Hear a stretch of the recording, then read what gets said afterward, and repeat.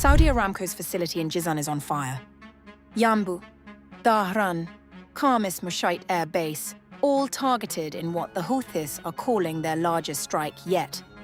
A naval blockade on Saudi shipping, now missiles into the kingdom's energy heartland. The Houthis' message, forget the scale of previous strikes, this time is entirely different. Saudi Arabia hasn't confirmed it yet. The satellites see fire.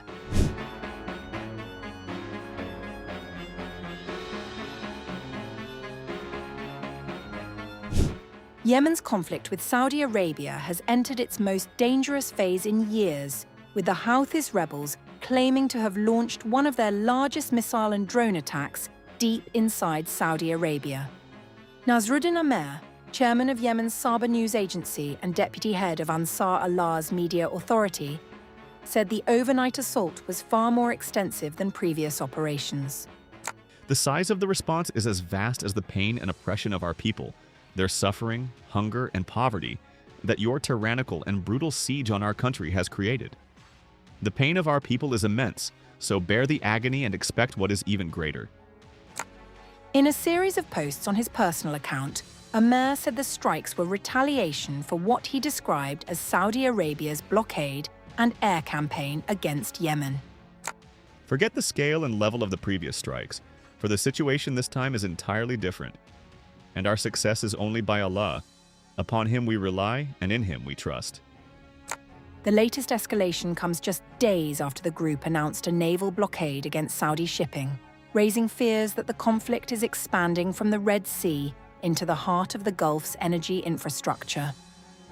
Pro-Iranian outlets, including Al Mayadeen and Iran's state broadcaster IRIB, reported that missiles and drones targeted an Aramco facility in Jizan, as well as Yanbu, Dhahran, Khamis Mushait air base, and areas near an airport. These claims have not been independently verified, and Saudi authorities have not confirmed the attacks. However, NASA's firm's satellite system detected a fire hotspot at the Aramco facility in Jizan, though it did not determine the cause. IRIB footage shows smoke continuing to rise over Saudi Arabia's Jizan industrial area hours after the reported strikes, with Iranian media claiming the Saudi Aramco refinery was hit in retaliation for Saudi airstrikes on Yemen's Hodeidah port. According to the reports, at least 5 missiles were fired toward Aramco's marine terminal, with images circulating online claiming Jizan industrial city was on fire. The latest barrage came only hours after Saudi airstrikes on Yemen's Hodeidah province and Kamaran Island, which Ansar Allah condemned as a dangerous escalation and part of what it described as collective punishment against Yemen.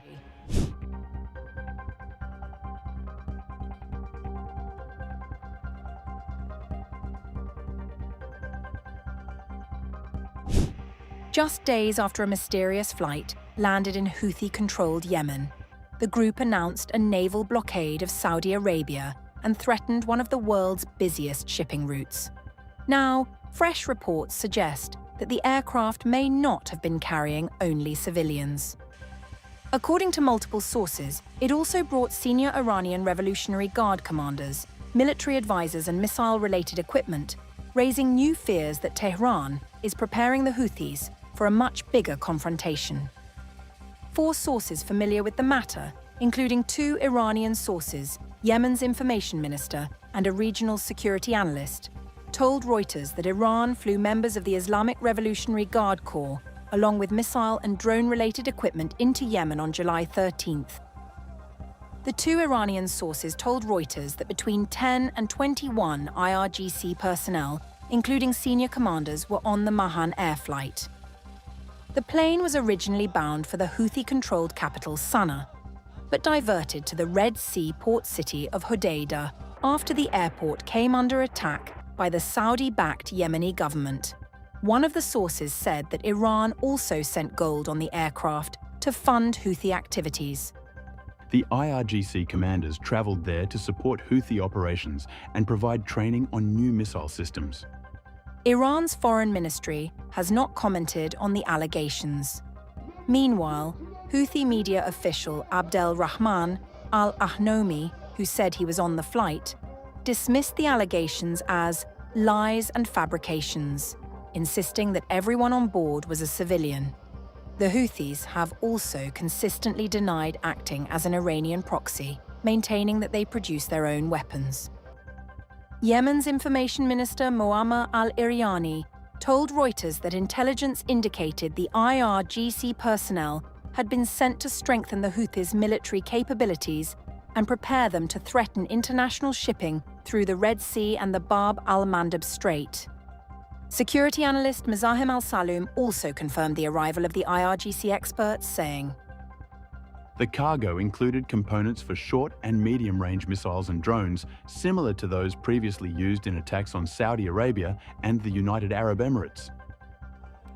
According to Iran, the July 13th flight was simply returning a Houthi delegation and Yemeni civilians from Tehran after attending the funeral of Ayatollah Ali Khamenei and receiving medical treatment. However, just 3 days after the flight arrived, Reuters reported that Tehran had instructed the Houthis to prepare to close the Red Sea oil route if the United States attacked Iranian power infrastructure. Then, on July 20th, the Houthis announced a naval blockade of Saudi Arabia, accusing Riyadh of carrying out the July 13th strike on Sana'a airport. On July 23rd, the group claimed it had attacked 2 Saudi oil tankers, signaling a dramatic escalation and effectively ending a 4-year truce with Saudi Arabia. The Yemeni armed forces carried out a qualitative military operation targeting 2 Saudi oil tankers that violated the blockade imposed by the armed forces in the Red Sea. One tanker was named Encelia and the other is Layla. And the operation was carried out by a number of ballistic and cruise missiles, as well as drones. The strikes were precise, thanks to Allah's grace and assistance, and resulted in a large fire broke out on both vessels. Meanwhile, US President Donald Trump said on July 23rd he would hold Iran accountable for any attacks by Yemen's Houthi militants. A year ago, the United States of America attacked, very powerfully, the Houthis for their interference with commerce and trade by shooting at ships. Since that time, and during our conflict with Iran, they have acted very responsibly. Unfortunately, now they are starting up again, shooting at 2 Saudi Arabian ships last night.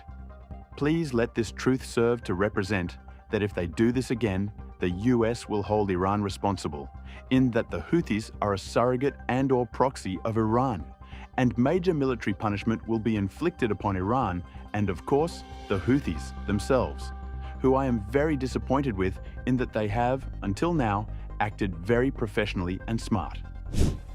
Whether the July 13th flight was a routine civilian mission or a covert military deployment remains disputed, but the sequence of events is difficult to ignore. As the Red Sea once again becomes a focal point of regional confrontation, the alleged movement of Iranian personnel and military equipment is likely to face even greater international scrutiny.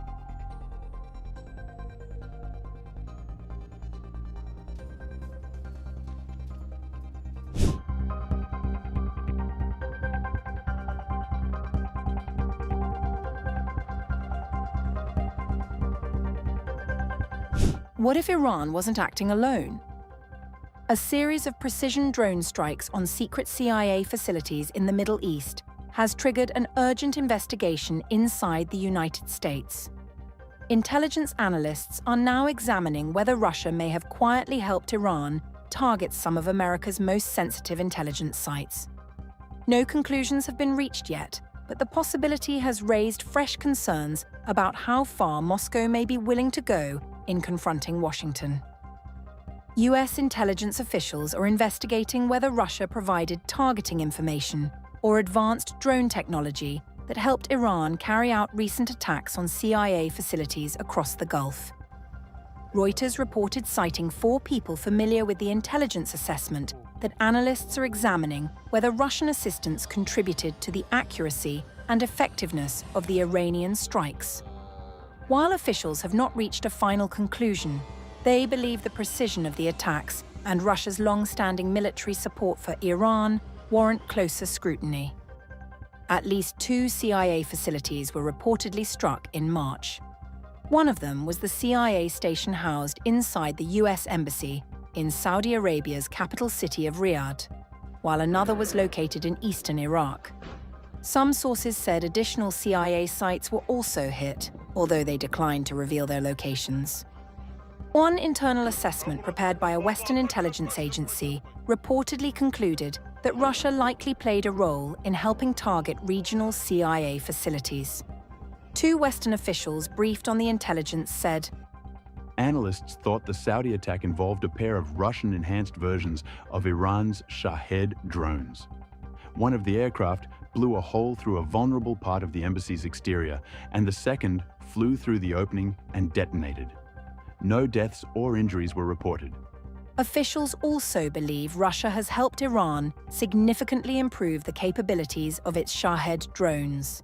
According to one source, Moscow supplied Tehran with the Kometa-M satellite navigation system, which experts say is considerably more accurate and harder to jam than Iran's existing navigation technology.